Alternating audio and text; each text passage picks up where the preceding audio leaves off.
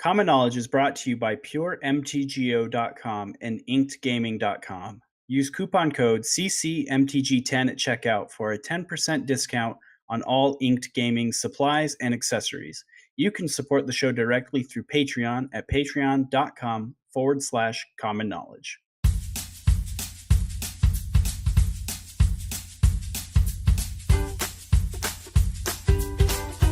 This is the Common Knowledge Podcast. It's not about the cost, it's about the knowledge.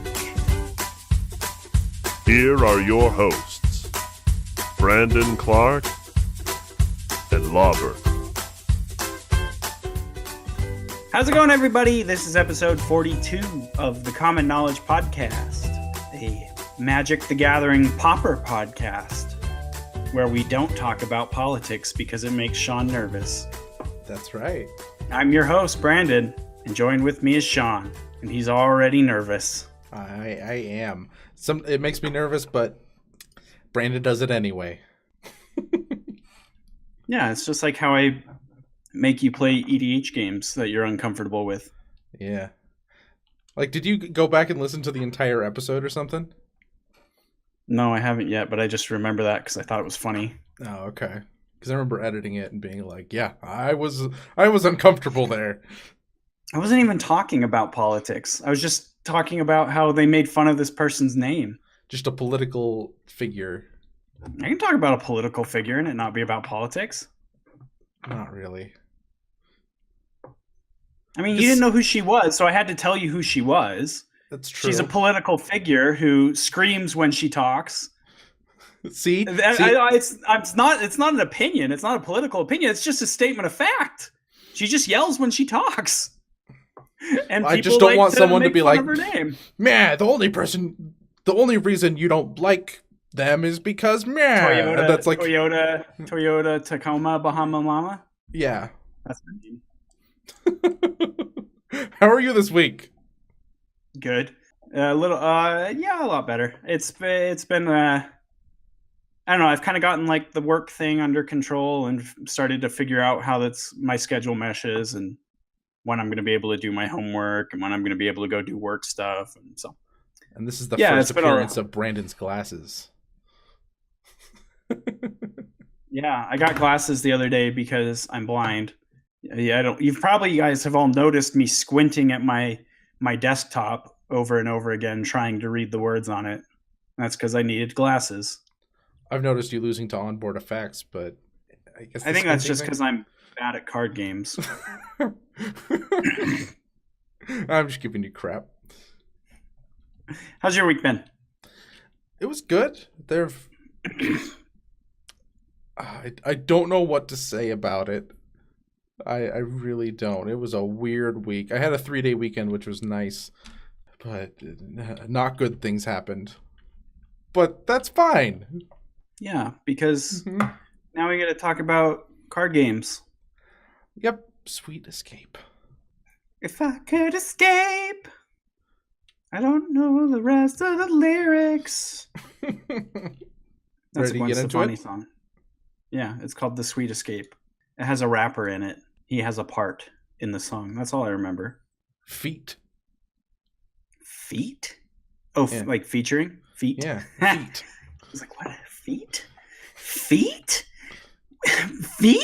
What did you play, Sean? What are we playing? Oh, this week's been a blur, but I think I played some Burn. I know I recorded a mud video, and that was I got to test out Peace Strider in a league, and it actually is it like Siege Rhino? It's exactly like Siege Rhino, except The not. card's OP. I mean, except it's better because it's 5 generic mana instead of Abzan mana.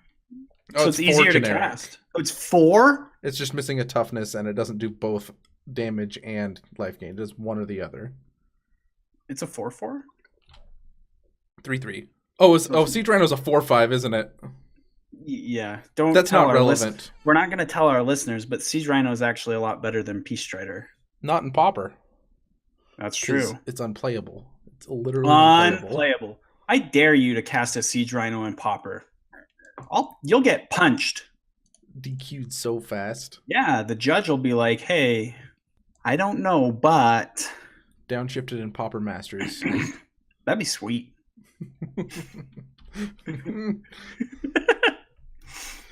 What'd you play? I did some more elves. Played a league with the elves, and then I played a bit of that blue-black Delver deck. Ah, yes. Yes. So there's a notable deck missing from here that I'm happy with. What's that? Slivers. You didn't play Slivers, and that's good. Oh no, I wasn't gonna play Slivers. That's what you said last week, and I was like, no, just play Blue Black Delver. I wasn't actually gonna play Slivers. I wasn't going to waste the money to get that deck online to play it. Like 4 tickets or something. Yeah, probably. I don't know. That's still 4 tickets better than, I don't know. I could do a lot with 4 tickets. That's true. But yeah, Elves is sweet. I think if Gaia's Cradles weren't infinite dollars, I'd try to build that deck in Legacy. Yeah, aren't they just getting worse? Probably. It's on the reserve list, I assume, so. Yeah. But I really enjoyed playing Elves. It's sort of, I don't know, it's just like a fun puzzle. Like every single turn is just like, okay, how can I be the most mana efficient? How do I get the most power onto the board? You know, every turn is always kind of different in every game, despite the fact that it's still a very linear deck. How are you? Is, I feel like people do a couple different life gain packages. Are you on the Well Wishers? Are you on the? Like I'm on just the Well Wishers, but I've been thinking about either trying to do a mix or possibly putting a couple of the Warden into my sideboard, maybe. Yeah. Just to see. I don't know.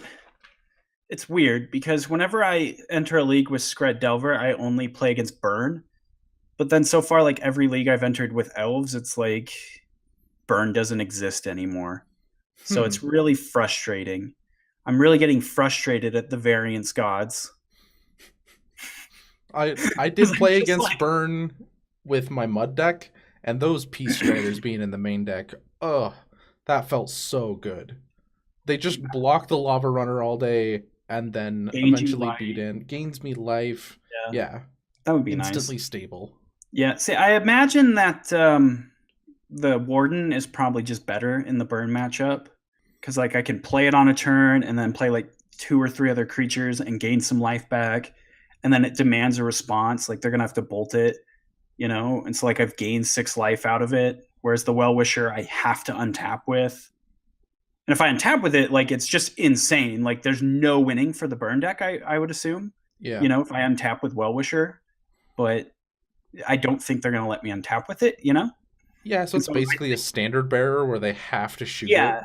Yeah, it's basically just a gain 3 life, whereas I think the Warden can potentially gain me a little more life for less mana.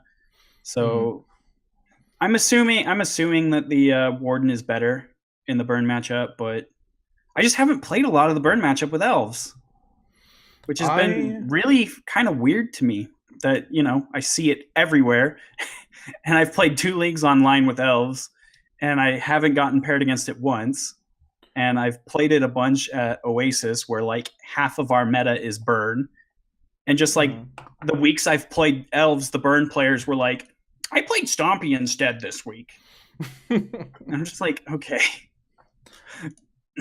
I did try to play, I think over the last 2 weeks, I've played like 8 games of Elves. And when I've played against Burn, I got my crap kicked in. And I was like, oh, this isn't supposed to be happening. And eventually I got bored and was like, I'm going to try to make a different Elves list. And just like everywhere I could, I shaved mana. Like I took the Well Wishers into Essence Wardens. And I made sure I had 4 Nettle Sentinels. The list I copied only was running like 3. And then that's I cut pretty a Hunt common. Master. It's just 3. Yeah. So I was just like, let's see if I can get this super low to the ground. And then it was like, this is decidedly worse. And then I moved on to the next deck. I don't know. Somehow Burn felt more interesting than playing an Elves deck. Really? I really like playing the Elves deck. It is a lot of fun. I don't know. I just think there's a lot that goes into every single turn. like I don't know, it feels like very like it's for a linear deck. It still feels like your decisions are very very relevant. It's just one of those decks that I think that like the better the pilot, the better the results you're going to have with that deck. And I think that's probably apparent from people like the Maverick Girl who play a lot of elves and do well with it and stuff like that. But plus, like, oh come on, Distant Melody when you get to draw like 20 cards. Oh, And so oh my gosh, great. I just can't stand playing 4 of that card. Everyone's on 4 Distant Melodies that I was looking at, and I'm just Really? like, I. Or are Uh, you? no, I'm on 2, 4. I'm playing 4. Lead the Stampedes. I don't know. I guess like when I looked at a deck list, I think I just looked at like one of the Maverick Girls deck lists and copied it. And Hmm. she was playing 4 Lead the Stampedes and 2 Distant Melodies. I like But this that. was like over a month ago when I made the deck list. People could be changing it. Are they I still was just playing Lead? I. Oh yeah, yeah, So they're like 4 leads, 4 Distant Melodies? yeah, and that seemed excessive to me. Yeah, that seems like rough. But that's like what the Pauper Hive Mind kind of was like. I was just went to MTG Goldfish, and it's just 5-0s in leagues and people who placed decently in challenges. Like it's Yeah. like 5-2s and better. And it's just And what people are it was doing. just 4 of 4 of 4 of 4 of 4 of, and I went down like 10 decks, and I'm like, okay, let's do this. And then I started playing it, and I was like, I can never get this card to work. Yeah, I don't like that at all. I mean, I'm not an expert, but that just seems really like you're just asking for just to be Variants. punished. Yeah, like you're just, oh, I drew 2 Distant Melodies this game. I wasn't able to do Yeah, anything by turn 3. Like and that's what I felt like. I was just losing to variants. you kind of just want to like explode your hand almost and then kind of hope you're top decking something hot or like I don't know, Are you can you? just Sorry, I interrupted. no, you're fine. Are you on an island? Yeah, one island. Yeah, yeah, yeah. And I was consistently drawing like one forest, one island, How and then many just islands were these deck lists playing? 2? one. Just one? Yeah. Hmm. And uh there was no tutor. It was just like if you draw your island, great. Otherwise, you're looking for your birch lore. So they weren't playing the Sylvan Rangers? No. See, I'm playing a couple copies of Sylvan Ranger to go get my island. So And I've you're not got even the playing as many Distant Melodies. no. Yeah, I wasn't liking the lists that I was copying. I mean, I'm like fairly certain I just copied one of the Maverick Girls elves lists that she had done well with recently. That's probably a And better idea than just just random the people. random person in their league, Yeah. probably. But yeah, I did dabble a little bit also in the blue black Delver deck because I think that deck is the truth. Yeah. It's the second coming of our Lord and Savior Insectile Aberration. That's good. The prophecy is real. I feel like that'll shake things up. Like, I feel like that'll majorly shake things up. Yeah, we'll see. We will see. We'll talk about it later because this whole show. I don't think I just said that in the beginning of the show, but this show we're doing a deep dive on the deck, the blue black Delver deck. So we'll go more into that after we do our card of the week, and I'll say all the things I want to say. Okay, ready for card of the week? Ready, set. Card of the week. So for this week's card of the week, we have Spider Silk Armor. Spider Silk Armor costs 2 and a green. For an enchantment, it gives creatures you control +0/+1, and they have reach. So this is a card that sometimes has been seeing main deck play in elf decks. Like I've seen a few decks that are playing like 2 in the main and then the other 1 or 2 copies in the sideboard. It's nice because it does sort of have that versatility, right? Like you bring it in against electricity decks or nausea decks and stuff like that. Mm-hmm. But there's also just so many X1 flyers in this format that if you can give all your derpy things an extra toughness and reach, you're likely just going to be eating a lot of other creatures in combat. I still stick by my statement that flying is the most important keyword a card can have in Pauper. And I think this just kind of plays into that yeah, having all of your creatures have +1 toughness is good. Like all of your X3s don't die to Bolt anymore, and Bolt is the most played card in Pauper, I think. But there's enough flyers and it's relevant enough. Like you go wide enough that you can stop most people on the ground. And this also helps you block like X2s and things like that, or 2Xs, 2 1s, 2 2s. But those flyers, it gives you an opportunity to actually interact with them, because it's just like mostly this is just played in elves. But I think it's just giving you the ability to interact with the one thing you can't interact with, and you only have to put a single card in your deck to meaningfully do that. Yeah, this card is good when it's good, and when it's not good, it's not even that bad. Yeah. You know, like in the right context, obviously, but yeah, I don't know that this is a whole lot to actually say about this card. Like, I think that that's like the biggest takeaway is flying is the most important keyword in this format. Yeah, I agree with that 100%.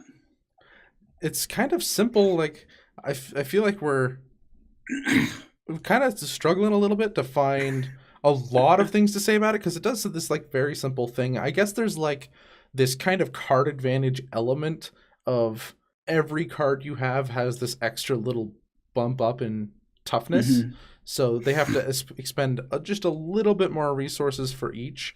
And after Yeah. they've killed 3 or 4 guys, that's an extra 4 toughness, which is basically a whole creature, as long as the things that they're using to kill them wouldn't have just like killed them anyway.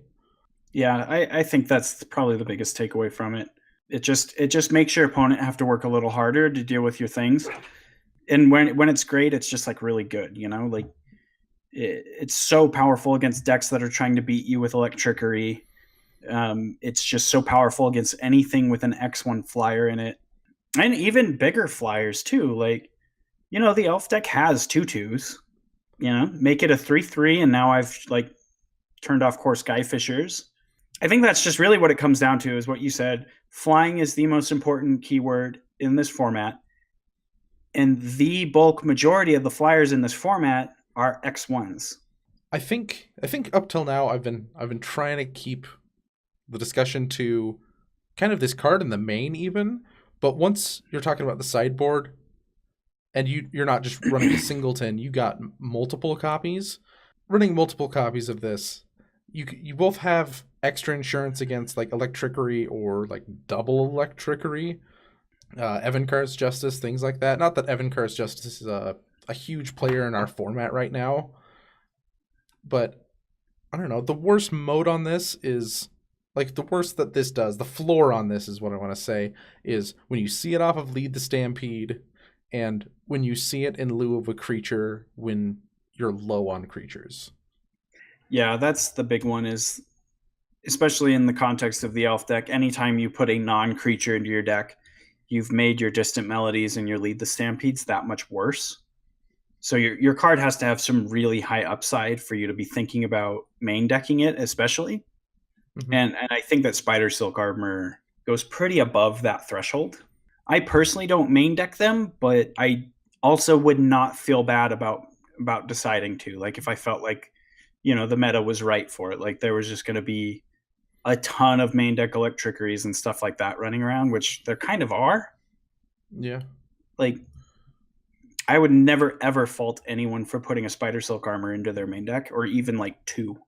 And it's an easy card to sideboard out if it's not good. Like, yeah, you just take it out and then big whoop, you increase your win percent against like some of the strongest decks in the format, and it's kind of middling against those less good decks, and then you just take it out and you're done. yeah. I don't think anyone's bringing in, unless you're really hosed by this card, you're not bringing in enchantment destruction. Most of the decks that get hosed by this the most just don't have access to enchantment destruction. Yeah, that's very true. I guess that's not true, actually. I was just thinking about it. So like Boros Monarch has access to white, they can blow it up. Okay. I don't think they play anything that necessarily does kill enchantments, but they have access to it. Tron has access to it if they're playing Electrickeries. I guess like the only one is just blue red Delver. Their only option is if they're playing a Null in their sideboard, and bringing in a Null against elves seems not good. But I don't know. Maybe if your game plan is I just need to keep Spider Silk Armor off the board and then win with Electricaries and Sandstorms. I don't know. Well, now we have just blue-black Delver. Yeah, the options are just really limited. There's any Delver matchup, I think this is a pretty dang good card against, and they can't deal with it once it resolves. I would be less high on Spider Silk Armor against blue-black Delver. I mean, I think you still need it because they can bring in. They usually are having like a Nausea and a Shrivel that they'll bring in. But Yeah, you're that's what I was really, thinking of. I don't think you want it in your main deck if the meta is going to have a lot of that. You just want it in the sideboard. Yeah. Because the main deck, like, they don't have fairies, they don't have miscreants or spellsetter sprites, and so your Spider Silk Armor is not doing a lot against their 3/3 flyers and their Gurmag Anglers. The 3/2 flyer kind of works. Yeah, it kind of works if you have. It's Nettle not exciting. Sentinel.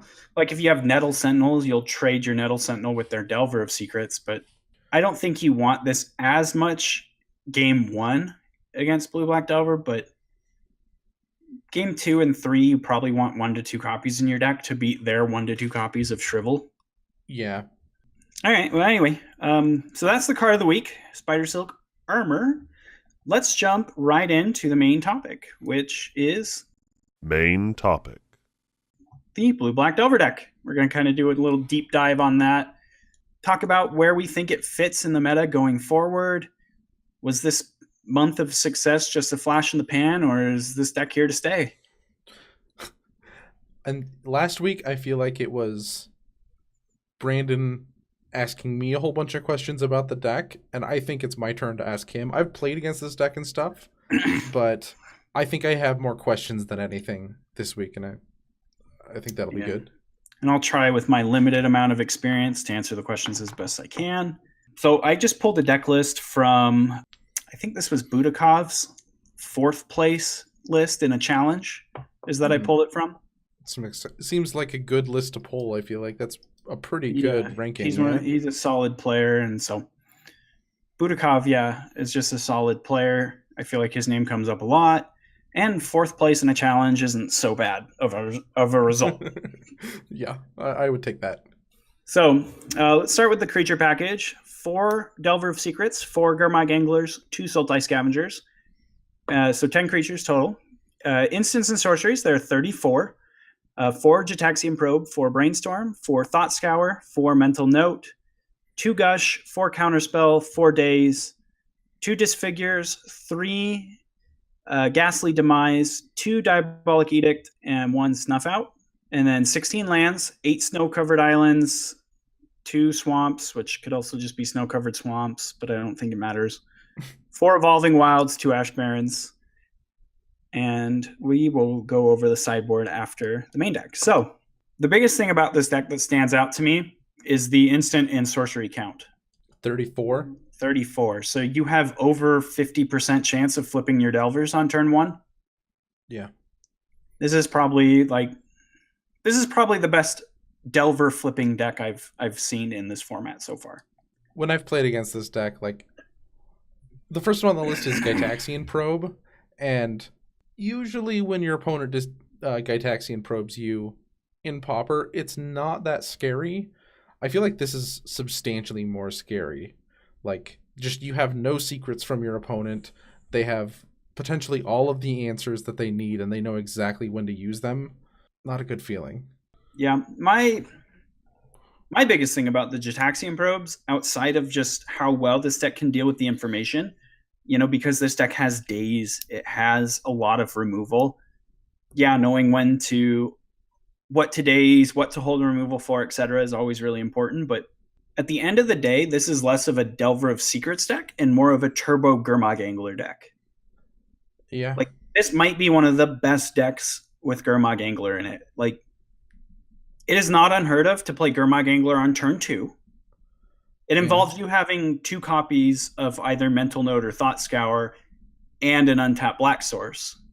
So like your odds are at a minimum there, but you can play Gurmag Angler on turn 2. Most of the time you're playing it on like turn 3, which is still pretty good.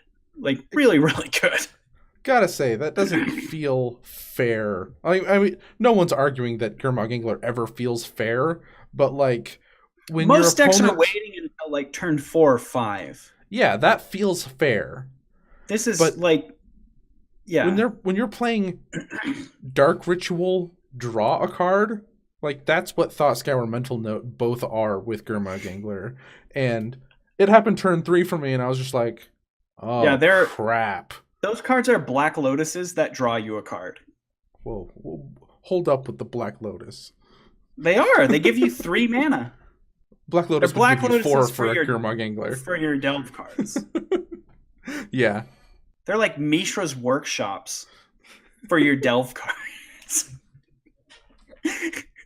Okay, Taxiing Probe's Time Walk. No, I don't. I have problems with all of that.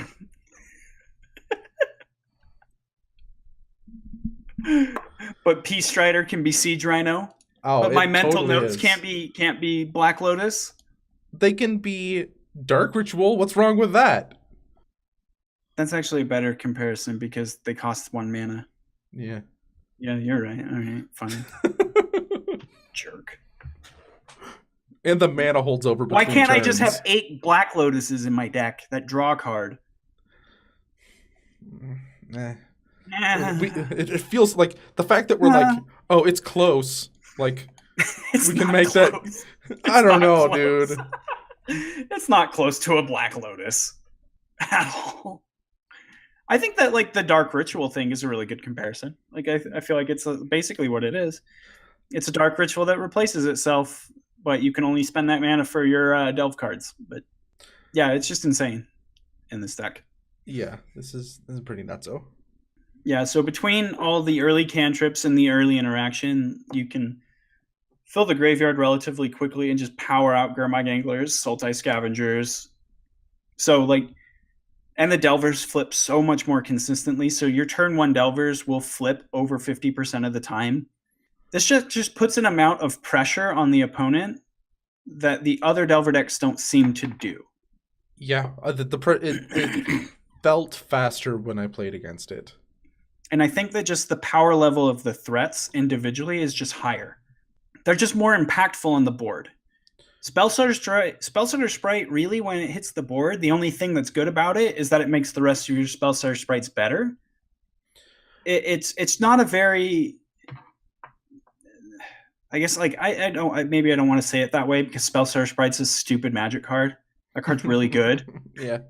But it does a different thing, right? Like the threats in the Skred Delver deck, they're less about ending the game and more about just slowly getting you ahead, getting this tempo advantage and grinding out these incremental advantages. You know, there's really no just like finishing power in any of the threats in the Skred Delver deck. Yeah, you know, Ninja the Deep Hours, you've got to really time your spot for it. Most of the time, you're only getting 1, maybe 2 cards out of it. Sometimes it runs away with a game, but most of the time it's like, okay, I got a good timing with it. I hit him once. He played a threat that blocks it on the ground. Now I can't attack with it anymore. You know, and there's just not a lot of finishing power. And that's one of the big things I've noticed that I've been having trouble with Skred Delver is against these really fast linear decks is I just don't have the closing speed. I can dirtle forever, but I need to just win the game. And this deck does a really good job of just, I flipped my Delver, cracked you for 3.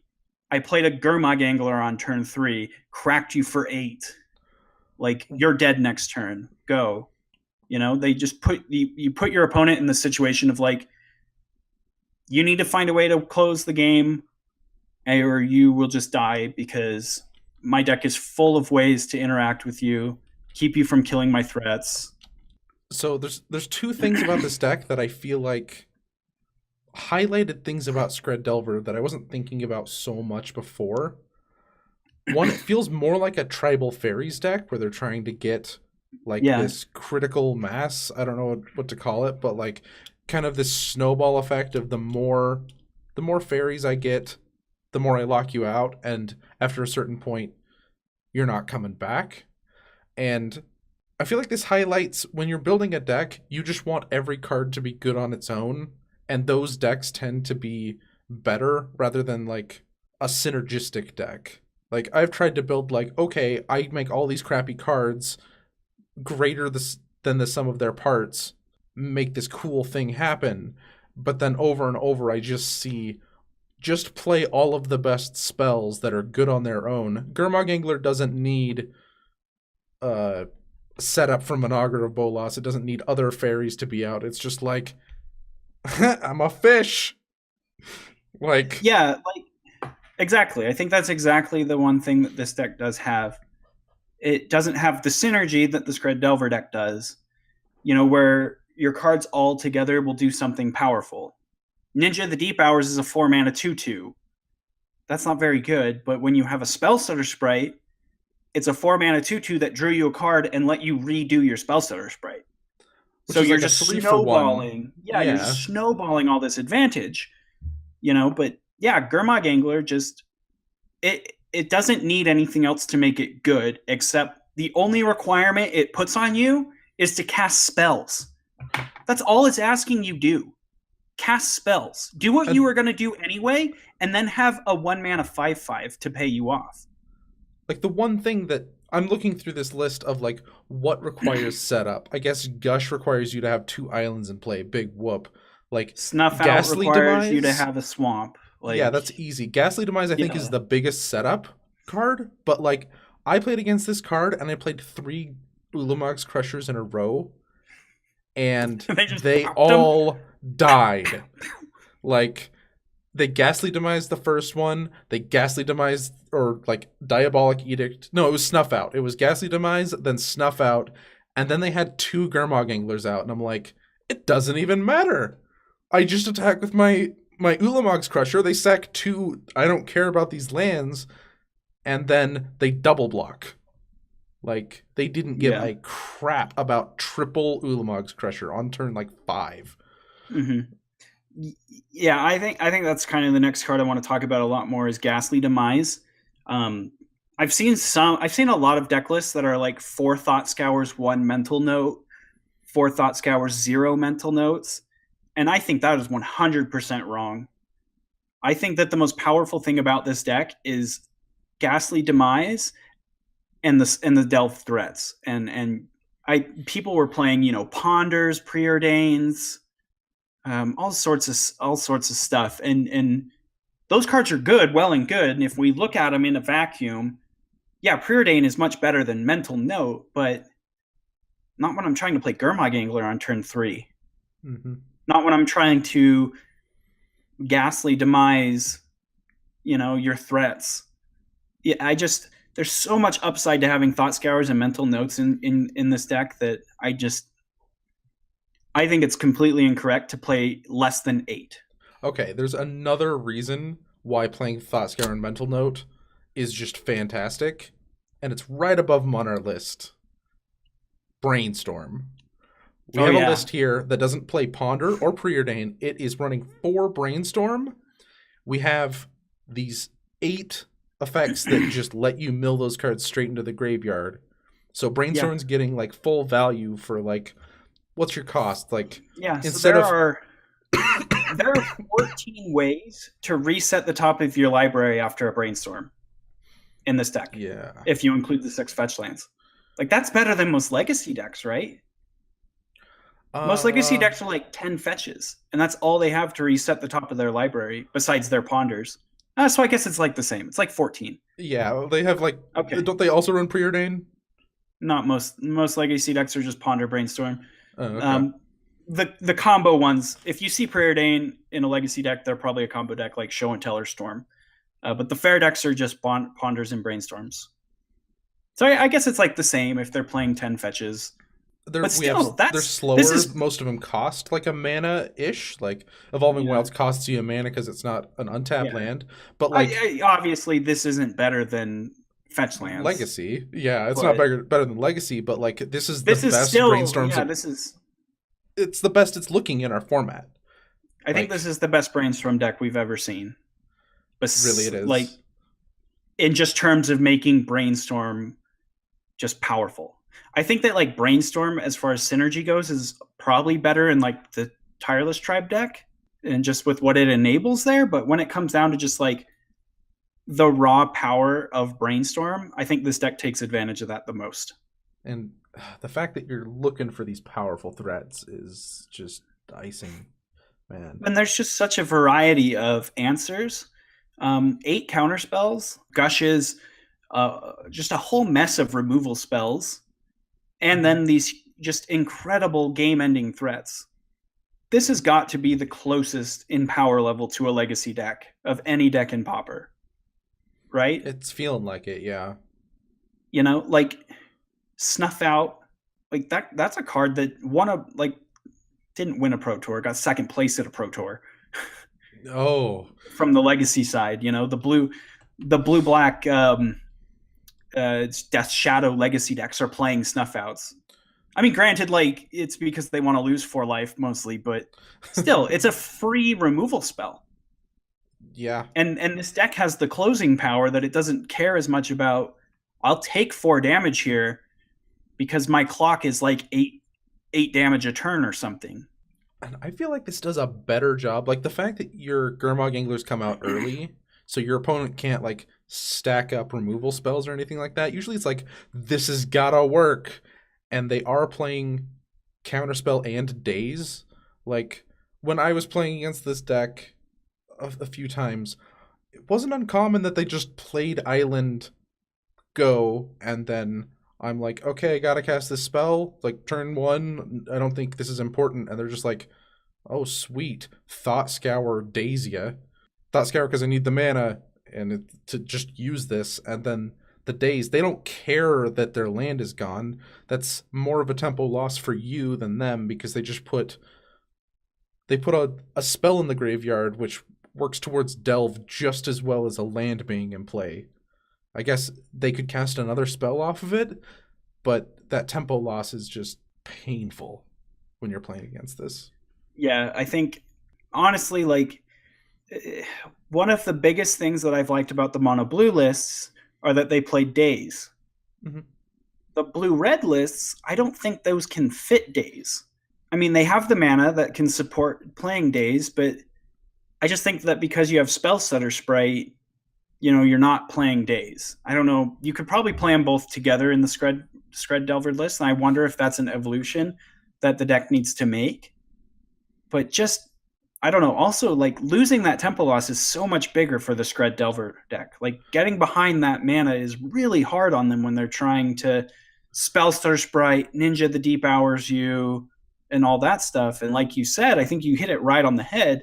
What makes this such a powerful Daze deck is the fact that putting Daze in the graveyard cancels out not having that extra land when it comes to your Delve threats. I've heard this called 1 mana Delver, or like I've heard this deck called like Please Don't Chalice Me and stuff like that because it's just the 1-drop stack. Like everything is a 1-drop except for the counter spells and the Diabolic Edicts, and like obviously the Snuff Outs and the Gushes, but those are free. You know, yeah, you can count the number of spells that cost more than 1 mana on one hand if you have 6 fingers on it. That makes sense. The thing is too, though, that a lot of lists aren't even playing Diabolic Edicts in the main deck. They just have them in their sideboards, and they're playing more cantrips and stuff like that. So, I've seen a lot of lists playing like an extra copy of Snuff Out, so they're playing 2 Snuff Outs, which is honestly probably the correct thing to do.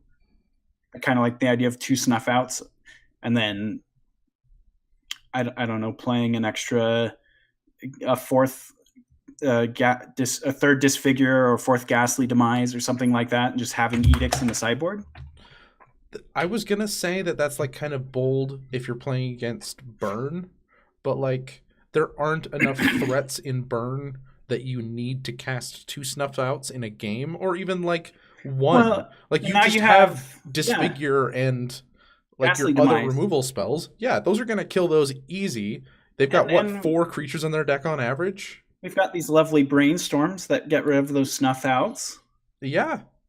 And I think that, like, I don't know. I haven't played against the burn matchup with this list, but I'm assuming it's still a harder matchup. But there are a couple things that I think make it better. One of them is the efficiency of Disfigure and Ghastly Demise to deal with their derpy threats. The other are the threats that this deck presents itself.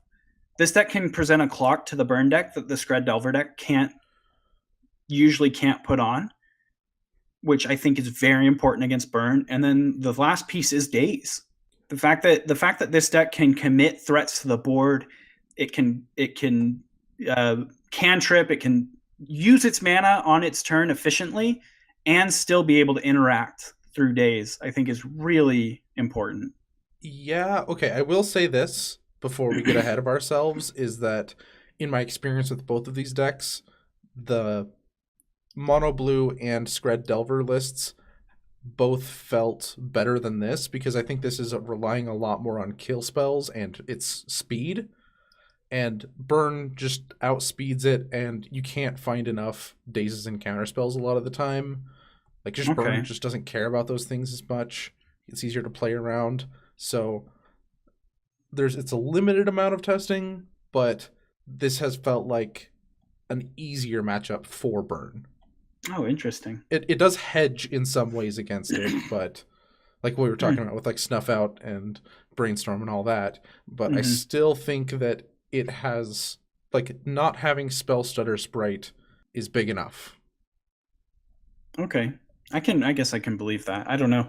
And like I don't know. I still think that no matter how we cut this cake, you put Delver of Secrets against a burn deck and it's just going to be bad for the Delver player all the time. That's interesting. I would think that, like, I don't know, I would think that just being able to play Garmog Angler on turn 2 or 3 might be enough to help them get there through their interaction, but Spellstutter Sprite is pretty critical against burn. I think both decks can get into, like, if you get into the phase of the game where burn is kind of in top deck mode, where you're just looking for the last, like, 5 points, this doesn't really have the option of assembling kind of a lock with their spell stutters. They just have to end the game, and that's tough. Especially when you're playing 4 Gataxian Probes and Snuff Outs and stuff like that. Yeah, that's true too. Okay, I can believe that. I still think that no matter what, it's just going to be bad for any of the Delver decks against burn. But yes. So the last thing kind of talk about in the main deck is just the mana base. They're kind of forced into playing the same mana base as the Skred Delver deck so that they can support days. So there's no tapped dual lands or anything like that. There's just the 2 swamps. So that is one thing I will say about this deck. It is a lot more reliant on black than the blue-red Delvers are on red. And so I think that can sometimes probably be an issue for them, is the mana. This is kind of us issuing a correction, because in the Power Rankings episode, I thought that this was playing tap lands, and it's just not. No, it's not at all. I assumed it was playing tap lands too until I saw that all the decks were playing days. Because you can't play a mana base with tap lands in it and days and gush. That makes sense, and the fact that a Terramorphic Expanse on turn 1 is like playing a soul land for your Garmog Angler, which is pretty good. My Terramorphic Expanse is an ancient tomb that doesn't deal me damage. Yeah, I mean, I guess if you played an island and played, I don't know, a Brainstorm, it's the same effect. Holy smokes. I think that this is more... So we keep making up all these silly things about how good all our cards are with Delve cards. I think the thing is that Delve is just a busted mechanic. It is. It has nothing to do with our silly comparisons. Our Thought Scours are dark rituals. And no, Delve is just a busted mechanic. Because it turns all of those things into just nonsensical mana-breaking things. Like I said earlier, it doesn't put any building requirements on your deck. it's asked you to just cast spells. And like, granted, we're playing some spells we wouldn't play normally, like Thought Scour, Mental Note. But is that really a downsize? Me playing more Thought Scours and more Mental Notes as opposed to Preordains and Ponders? Yeah. Like, that's not such a huge downside, especially when you say that, well, now I can play 4 Brainstorms and just have the best Brainstorm deck. And all of those cantrips are instant speed. Just here's some icing. Like, so there's really just no downside. Like, there's a little bit of downside. Thought Scour and Mental Note look I guess at that's one true. card. You don't have the card selection, but yeah, I don't know. It's taking all the downside and just making it so minimal. There's just no real deck building cost. It's just saying cast your spells, kill your opponent's creature with your Disfigure, cast the Thought Scour, crack a Terramorphic Expanse, use a Brainstorm. Okay, you get a 1/1. You get a 1 mana 5/5 now. Congratulations. I feel like that kind of makes this deck more accessible, because instead of playing Ponder Preordain where you have to know, like, okay, like, I need this spell, then this spell, and there's all of these weird little chances that I'm going to get this or that. You're just like, oh, I just cast this, and then I cast that. All right, Kind of like untap. this deck just isn't as reliant on pilot choices. It's Yeah. less susceptible to pilot error. It's one of those decks where you can just jam your threats and get there. Like, I'll admit that timing your brainstorms probably is a little bit tough. Oh, Like, sure. But I mean, think compared to Ponder Preordain, it's not as tough, though. Yeah, there's no deck in this game that you can play absolutely horribly and win consistently with. But this deck is less, or maybe I should say more forgiving to misplays, because the cards are less choice intensive, like the cantrips, and just play Gurmag Angler as quickly as you can. Mm-hmm. I mean, like, granted, like, everything will come down to, a lot of it comes down to pilot, like, but that's just Magic. But this is a deck that's going to be more rewarding and less punishing. Yeah, I've told people, like, the easier your deck feels to play, the better it probably is, and this just kind of feels a little bit easier to play. Like, I would agree with that. Okay. I think I could agree with that. All right, should we hop in and talk about the sideboard?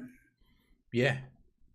So this is, I think, what is one of the biggest weaknesses of this deck, or one of the biggest trade-offs, I guess, by losing red. You do lose access to some of those really good red sideboard cards. Pyroblast is the biggest one that sticks out to me. Electrickery, obviously, Swirling Sandstorm. So I think those are some of the things to consider when you're looking at this deck list next to Blue-Red Delver. Is the sideboard options. I don't know. I think Pyroblast is just the biggest one. Not having access to Pyroblast feels really big. Like, that card's really good. Yeah. So kind of looking at this and thinking about, like, okay, what's the format like without so many red cards and sideboards? That could explain the uptick in affinity.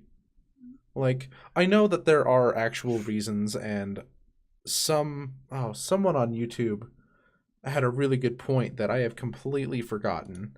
I might actually. Do you mind if I look that up? Yeah, that's fine. Oh yeah, it's this guy who says Sean Diaz. The first thing he says is that I disagree with Brandon. Boros Monarch has real card advantage. If you play a Core Skyfisher and it replaces itself, that's card advantage. Not part of the point.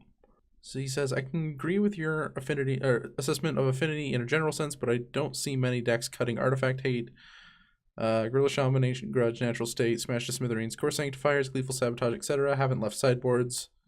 Only change from Affinity 1 and the challenge after was 1 to 2 Mox Monkeys, making it back into every deck sideboard. And Affinity still took 2 top 8 slots. When was this comment from? 6 days ago, from our Power Rankings episode? Our September Power Rankings. Oh, okay. So I think it's got to be something else, and this might be more of it if just like people are shifting away from that Scred and moving into this Delver This list. type of Delver list, yeah. Well, I don't know. I think that this deck is better against Affinity. It can kill their threats easier. It has Snuff Out. It has Ghastly Demise. Like, I think that Ghastly Demise, I don't know, I might get crucified for this, but I think Ghastly Demise is just better than Scred in this deck. Scred only gets better like as you play a land every turn, and then if you cast a card like Gush, your Screds are significantly worse. This deck could kill something that Scred kills on turn 5, on turn 3, or turn 2 because of Thought Scours and Gitaxian Probes.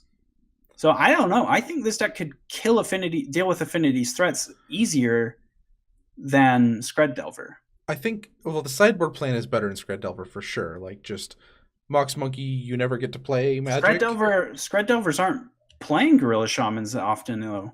Okay. I think Like they have more counter spells, which makes the kill package better. Like, what am I saying? I mean, like, they have the same amount of counter spells. They have 4 counter spells and 4 spell sorter sprites. This deck has 4 counter spells and 4 dazes. Hydroblasts, though. I guess this also has Hydroblasts, and that's how you would deal with the ATOG. So that's pretty much the same. Swirling Sandstorm, I think, is that's one that's really strong. Yeah, I think that's the biggest absence that this deck has over Scred Delver is the absence of Sandstorm in that matchup, but I think that's okay when you just consider that Gurmag Angler is bigger than all their threats, and your removal is better at dealing with their 4/4s and stuff.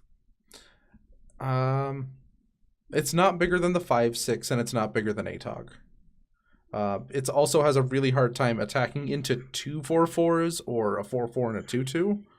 So yeah, but like that's you're not okay. flying over anymore. I think that's fine.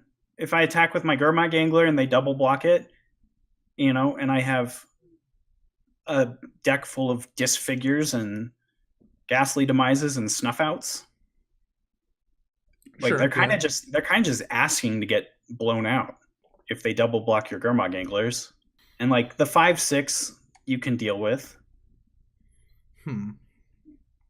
ATOG you can also deal with. It's true. Like the lightning bolts are really bad. I think that it depends on what you're doing with your ATOG. I know that in the past I've said that I'm much higher on Temur Battle Rage than I am on Fling. Yeah. And that's because of cards like Spellsorcerer Sprite. But I feel like Daze is probably not that great against Affinity because they're playing so many things for free. Yeah. And they have so much extra weird mana floating around with their Springleaf Drums and stuff that I don't think you're super worried about getting blown out by a counterspell when playing against the Blue-Black Delver deck, because Daze is just probably not as good. And so I would rather be on Fling against this deck than I would Temur Battle Rage. Whereas the opposite is true against Scred Delver. I would rather have Temur Battle Rage. And this deck, like if they cast Temur Battle Rage, I can still snuff out your creature. I think you're right, and I'm still trying to figure out why Affinity is so. I don't even what's know the bump what up there. Because like I've gone and listed like a bunch of reasons why Scred Delver has advantage against Affinity, and like why Blue Black has advantage. I'm not sure which one is just better or worse. Actually, at this point, I think we're still trying to figure that out. Yeah. I like the big mystery is like why did Affinity do that in September? Why? Explain yourself. Yeah, I don't know. I'm sure Mr. Commenter friend has looked at a lot more deck lists than me. It might just be another scenario of me sort of having the blinders on of like I've been playing Scred Delver, and those decks very rarely have artifact interaction in their sideboards. But I'm sure that like Boros Monarch decks still play the monkey. I'm sure there's still a lot of stuff going around. I just maybe felt like it wasn't as prevalent because I've been playing and paying attention to a lot of Scred Delver lists that typically do not have it. So I don't know. Is it better against Tron? I feel like we're getting extremely off topic, but like is Affinity better against Tron? Like, is it good? Maybe. See, that would be the answer you'd have to answer that question, because when it comes to Tron, the only ones I can really say are the matchups that I have against it. Like, I don't know a lot about Tron's matchups in this format. I would assume that Affinity has a good Tron matchup. I believe so, because like the fact that it just plays out a bunch of guys and then it's like, well, you gotta catch up, and then when they try to tap out to catch up, they're just like, you fling you die. Yeah. That's what I would assume. I would assume that Affinity has a good Tron matchup, and maybe that's what it is. Huh. Who What was knows? the name of commenter, friend? Sean Diaz. Sean Diaz. Well, sweet. Thanks for your comment. Maybe you can tell us why Affinity has had such a good weekend. Not weekend, month. Had a good month. A whole month, yeah. A whole month of doing well. We'll see if it continues into 2 months, yeah. Because where was it last month in the power rankings? I gotta bring up the power rankings now. All right, you don't have to do that. No, it's not even relevant to our topic. They're up. All right, fine. Tell us then. Jeez. It went from 11 points. It was hovering around 14 to 11 points for 3 months, and then it bumped up to 26. Yeah, that's crazy. Isn't it? Because that's not just a case of one person had a good weekend, you know? One person had a good weekend is like it hit 16 points. That's like every Affinity player had a good weekend at some point that month. Yeah. Something must have happened, and I'm not good enough about analyzing formats to tell you. But it's definitely matchup dependent, and I think the point that he's making, like, he's not saying this was it. He's just saying, no, it's definitely not that the hate wasn't there. The hate was still there. Right, There's some matchup that's doing this. Yeah, and I think that's sort of what we're trying to figure out. It could just be the Tron was dominating, and Tron seems to be really well placed against most of the decks in this format right now.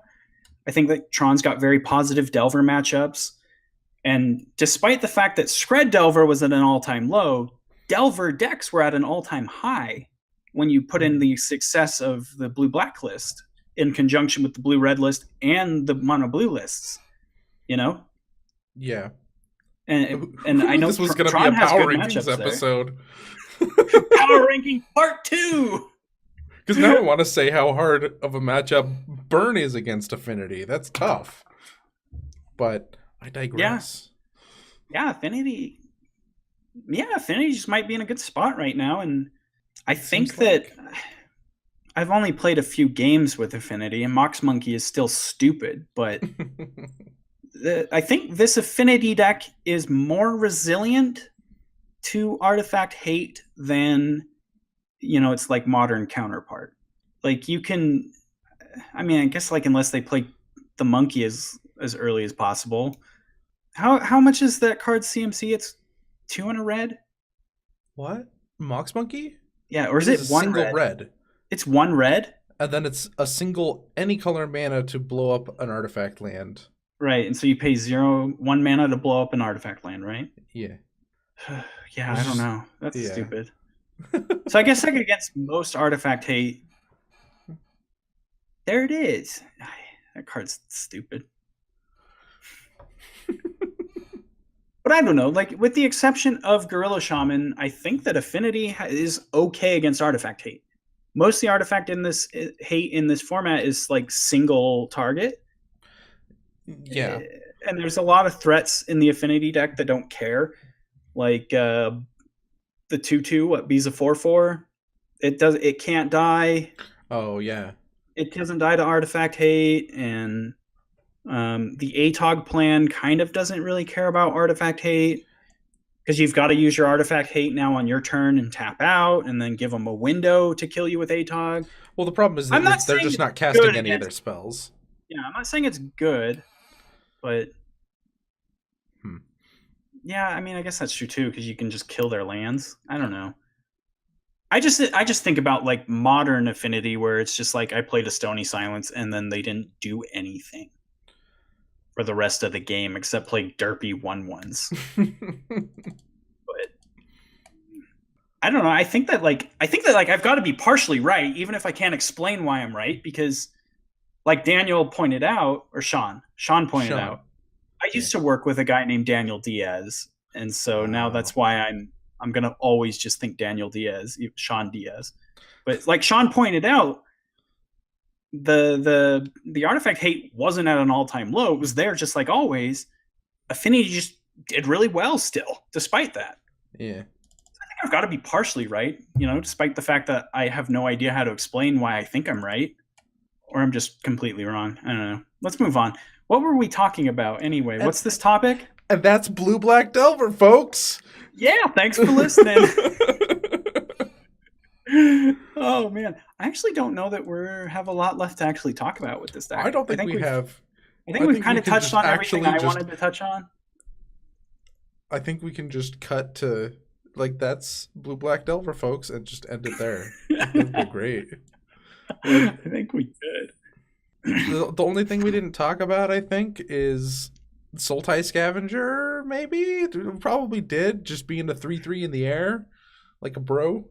I think we talked about that during our power rankings, right? That this was just just the best flyer in the format, or the most efficiently costed flyer in the format. A 1-mana 3/3. Like Custody Squire, like tries to do it, but it's 5 times the mana cost. Like other than that, you've got like Mole Drifters and a whole bunch of 1/1s, or I guess the best thing you've got is a Core Skyfisher, and that's a 2/3. You just hold back your Sultai Scavenger and just stare at them like, I'm gonna wait. And then eventually you attack with it, and they're like, haha, double blocking. You're like, sweet, 2 for 1, you bro. Snuffed out you. Ghastly Demise you. Snuffed you out. Snuff you, bro. Don't snuff me, bro. I don't know. Moral of the story, the TLDR, if you would, of this episode. I think this deck is busted. I think this deck is the truth. I think this deck is the second coming. The prophecy is real. Have a nice week. Have a nice week. No, seriously. Thank you guys so much for listening to this episode of Common Knowledge. That was our recap of the Blue Black Delver deck. I'm excited to see what this deck continues to do in the format. Hopefully it doesn't give us another Scred Delver epidemic. But hopefully there's not a banning of like a Taxian Probe or anything.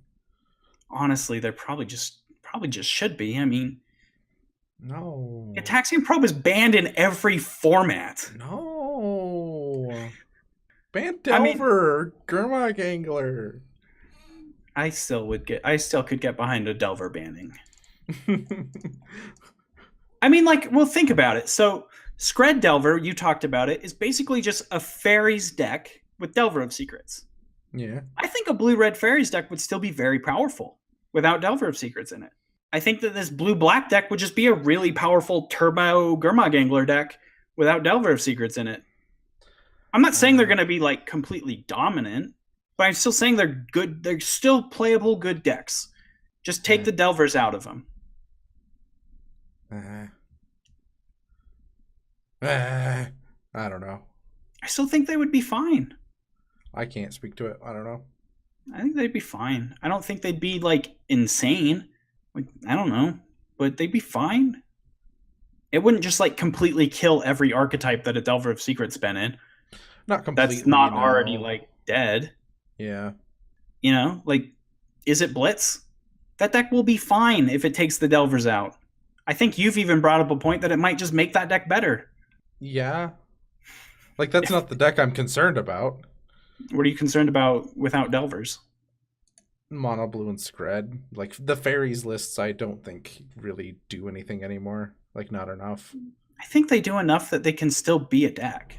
You know? I think that they're a deck that floats around, like, the 8 or 10 point range on our power rankings. But I don't know, is it really that bad if Delver decks aren't dominating our meta? Like, is that the bad thing? I think it's fine, even if it means that the Scred Delver deck that was the top forever is now in the bottom tier of our power rankings. I think that's fine. It's still, I think, playable. People can play it and win games with it. But it's not going to be top of the power rankings for months and months and months. And I don't think that's a bad thing. I really don't know. I don't know. Because I don't know. Maybe there's something that Delver is regulating that would just be even worse. No idea. No idea. I don't want to put too much effort into it when the episode's already an hour long. That's like a big thing that I'm just like, I shouldn't have to think. We're done. Thinking time is done. Alrighty. End times. Patreon. Thank you to all our patron support. It means a ton to us. If you guys want to go subscribe to our Patreon, you can do however much you want. We've got the Common Coliseum videos where Sean beats me at games and I rage quit and throw my computer across the room. I know you rage quit, yeah. We're working to our first stretch goal, $50. We're $15 away from that. And as soon as we hit that, we're doing our 5-card blind tournament. If you're a new listener and want to know what that is, go to the Patreon page and check it out. All the rules and everything for that will be there. And last way to support us is to go check out the Constructed Criticism page on the YouTubes. Subscribe and like and all that YouTube stuff. Support the network that supports us. Do it. Do it now. Do it now! I don't know what to say. Get in the chopper! I'm from the future. Where's Sarah Connors? I'm the governor! I want to be done so bad.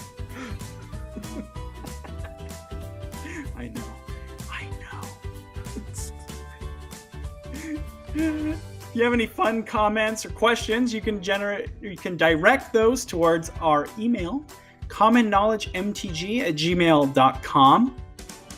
Maybe you can confirm this. I'm going to ask you this question and drag this out for as long as possible.